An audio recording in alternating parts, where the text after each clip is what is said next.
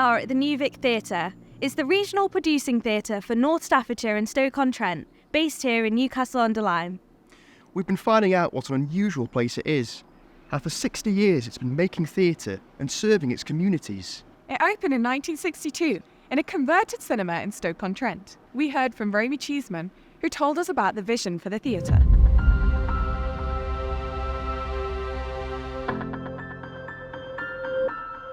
Peter Cheeseman had always wanted to break down any barriers. And if you can involve people who aren't normally involved in the arts in a sort of fun and exciting and stimulating way, you're breaking down barriers. We took the work out into community centres, schools, pubs, clubs, basically to make a connection, to keep that connection going, to invite people into the work. The New Vic became famous for its pioneering social documentaries, working with local communities to tell their own stories. Yeah, it's a real example of a theatre affecting social change, isn't it? From 1973, we started to research a documentary play, Fight for Shelton Bar. The action committee at the steelworks were fighting to keep the steelworks open. Peter went with an actor and a Ewer portable tape recorder to go and talk to these men on the action committee, what's going on. And they said, well, could you do one of your plays about us?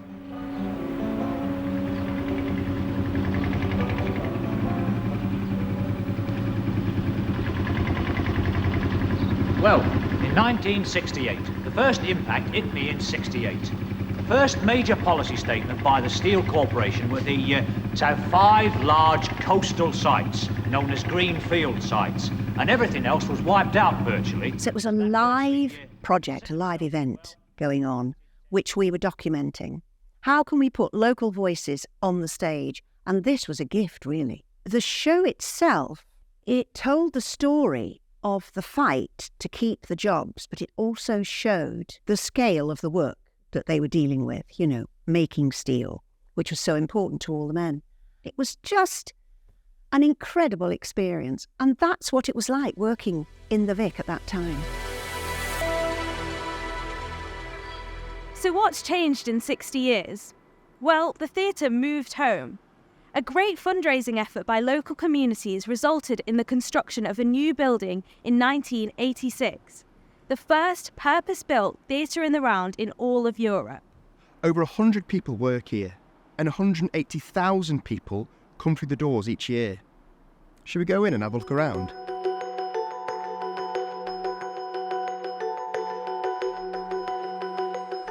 LXQ 53. Go. We're really unusual because we're one of just a handful of theatres in the round in the country. I think there are only about 40 in the world, which is amazing. The stage is extraordinary. It's got an amazing flexibility, so unlike other theatres, where you can create these massive epic shows like we do at Christmas, or you can create something really intimate of a two-hander of 2 people talking to each other that's so compelling. It's a very exciting experience for young audiences, I think, as well, to be in there, because nobody's very far from the stage. And everybody shares the space with the actors. So we're all as important as each other, all in this space together. And the way that we ask audiences to use their imaginations, that's a really engaging place for young people to be. And I think that's probably one of the reasons why the work that we make for children and families has been a real highlight for me. Young people being able to sit in the auditorium and look opposite them and see people exactly like them, enjoying the theatre in exactly the same way. That is really special.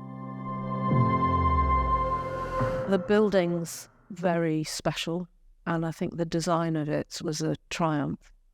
And what's really, really lovely about it is the way it's designed with the atrium and the fact that you have to walk past everybody to go and get a cup of tea. That design, so that everybody is aware of other people and the amount of activity that's going on, is really lovely. The auditoriums, it's a really excellent space to work in. I just love that sense that in this space it can be really intimate. to suddenly start using the height, which again is something that's really developed now, that using that height to make it a magnificently epic space.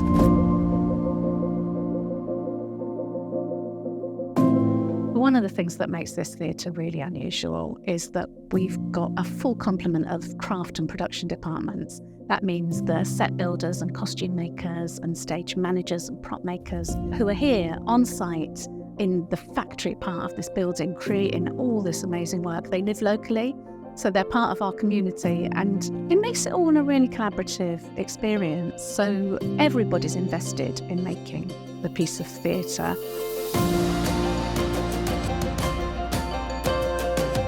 All around the theatre you get this amazing sense of creativity at work. It's a busy hive of activity, and awesome to learn that everything is made on site. There's the costume workshop, props workshop, and the scenic construction workshop. The sound and lighting departments, stage management. We spoke to some of the creative people involved in making the shows and asked them what's changed since those early days.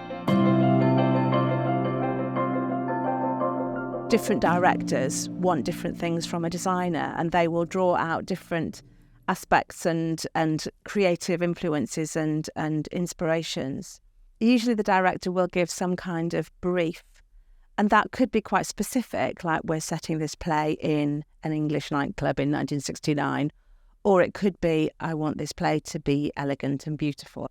I still use books, but these days, obviously, everything's much more easy to access now. We've got computers. It's much easier and quicker to find out information. So Liz, what is it you're working on at the moment? We've restaged Marvellous, the whole show. This is the model for it. We do a model box for every show. It's a 1:25 scale model of the theatre. And this is the set for Marvellous. We're transferring it to a new theatre in London called at Soho Place. So I've made another model for the new staging, which is exactly the same, but it's a slightly different configuration.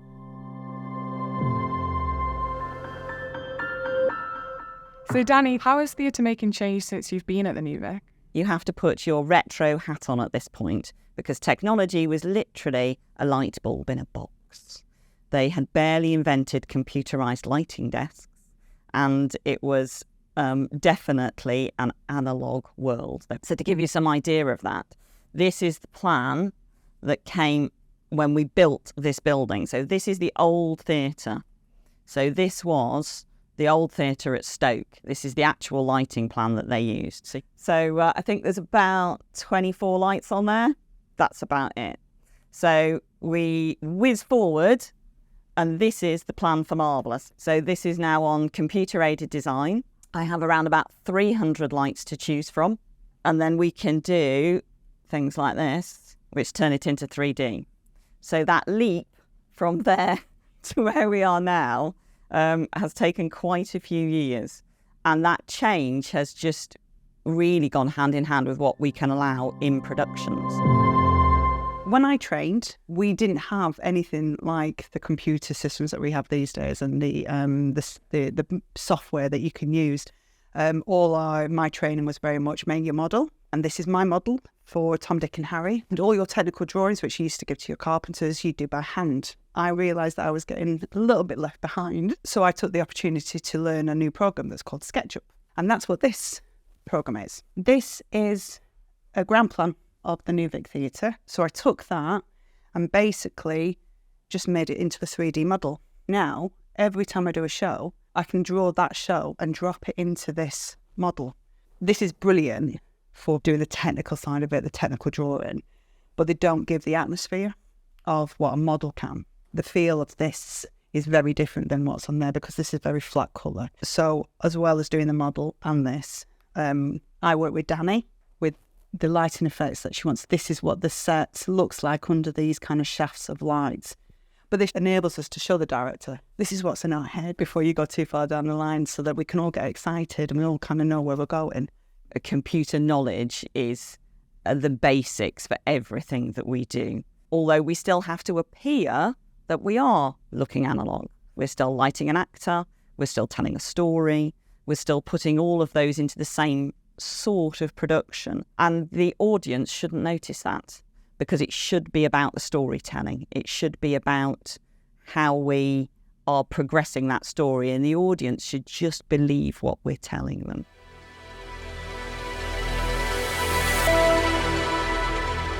Hi. Hi, you're right. Hi. So what happens here? So this is the control room where stage management and technical teams run the show from every night.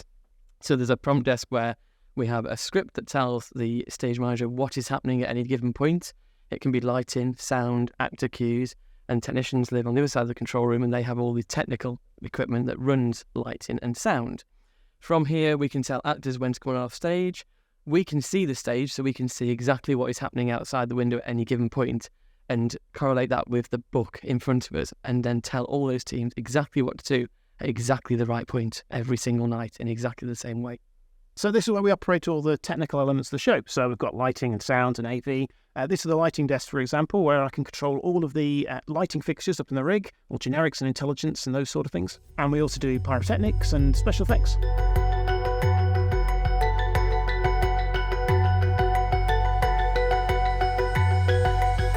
So what we're finding out, I think, is that this has always been a place of community and a place of craft. Yeah, a big change over the years seems to be how much that's grown.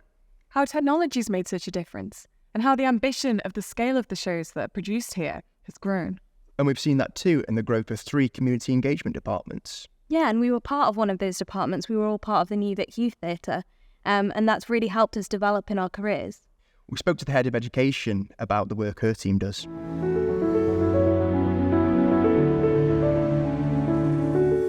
My role is all about involving the community in the work that we do. And for 60 years, that has been the job of the New Vic Theatre, to put the community at the heart of what we do. We have a range of wonderful regular groups for children and young people, drama club, youth theatre.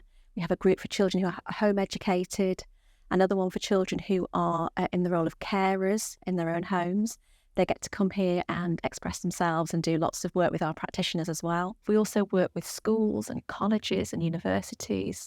We have a partnership programme with the RSC, taking Shakespeare into schools, including nurseries. So we do that as well. We also have a large literacy programme for young people, and we work with funding partners to make sure that we are creating a programme for schools who may be in more disadvantaged communities. We work alongside adults and older adults, and that includes our Ages and Stages programme, which is for older theatre makers.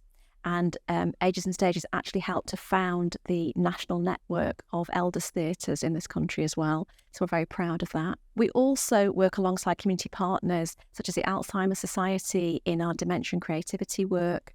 So we've tried to make sure that there's something that everyone can get involved in and can feel a part of, and that the New Vic becomes something that is part of your own life and your own family life as well, all the time that you want it to be. And we hope the experiences that young people get aren't just about learning to perform or making theatre. They're about teamwork, they're about communication, they're about being resilient. They're about all the things that we want people to have in our community and that we want to play a part in giving to people as well.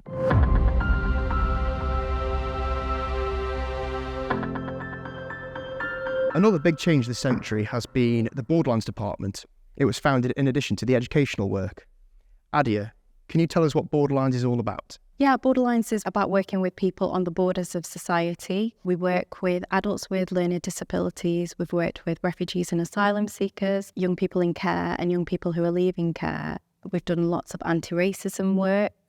So there was a play called It's Not as Simple as Black and White a couple of years ago that toured into schools, and we are looking at issues that certain communities face and enabling those communities to tell their stories. So, for example, we have My 1,000-Year-Old Land, which is about the Bosnian War. And you've been part of the story from almost the beginning. That's right. I was on a project as a young person looking at bringing non-white British people into the workplace, further education and training. And now you work here? Yes, I do. I'm the admin assistant for the department. It's really great seeing the work that we do. We get to meet a whole host of different people, and it's great to see the impact of the work that we do. Appetite extended the work the theatre does with the community. Appetite aims to work with community members as commissioners and curators. They create spectacular and engaging arts projects in the New Vic space without walls, so the parks, shopping centres and streets of Newcastle-under-Lyme and Stoke-on-Trent.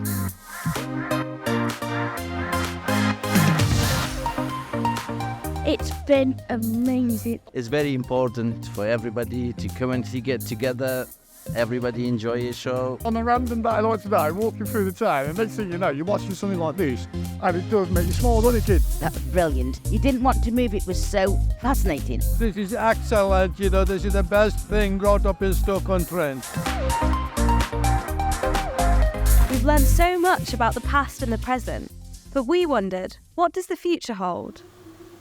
The show that's currently on stage is exploring how to power a show with renewable energy. Bikes! Sustainability is really important to us at the New Vic, and we're doing all what we can to reduce our carbon footprint by making changes to the building. Staff have been training in carbon literacy training, so that's helping for us to understand what we need to do and to share that message with the rest of our colleagues across the organisation and build on what we already do well. And one of the highlights is that we reuse a lot of things on our shows, and we have a store on site that enables us to reuse a lot of costumes and props and furniture throughout our productions. So this is the New Vic prop store, which is where we store all of any made props by our wonderful craft departments that are made in-house, or where stage management house all of their furniture, interesting items. So props maybe that like a typewriter, or it could be anything up into a chair, a dining room table. We like to reuse as much as we can from this store, so whenever we put on a New Vic production, we'll always come and look over here first, see what we've got in storage, see what we can dig out. If there isn't anything that matches the brief, then we'll go out into the community, try and source those items locally, and inevitably those items will end up back in the store for their future life in more and more New Vic productions to come. What's the weirdest thing you've seen in here today? I think the puppet over there is quite creepy. This giant digestive biscuit, half eaten. Associate Director Vicky Amedemi told us how the artistic programme is evolving. Looking towards the future, we're building on 10 years of brilliant work bringing together the art forms of circus and theatre inside the New Vic building, with work like Peter Pan, Astley's Astounding Adventures and The Wicked Lady. Moving forwards, we are working together to set up a whole new programme of work that will really bring fresh contemporary circus and circus theatre to Stoke-on-Trent and Newcastle-under-Lyme, the birthplace of the father of modern circus, Philip Astley. The programme will involve a range of work, including new productions in the building, work outdoors taking circus far and wide across the region, professional development opportunities for emerging and established artists, as well as a programme of workshop activities where young people can get engaged in this brilliant art form. The New Vic has been a leading light in developing circus theatre practice, and we're really delighted to be able to continue this work and kind of expand the work that we're doing. Appetite has been bringing circus into the area for a number of years, and it's proved to be really, really popular with audiences and has an impact on local tourism and, people seeing their public spaces as vibrant and exciting places to be. This partnership enables us to expand on that and bring work out of the building and to meet people in their local areas, in their communities, and make circus feel like it's part of the regular cultural offer in North Staffordshire. Our aspiration in the future is that on the international landscape, people will recognise Newcastle-under-Lyme and Stoke-on-Trent not just as the birthplace of circus, but as the beating heart of the art form and key to its growth and development in the future.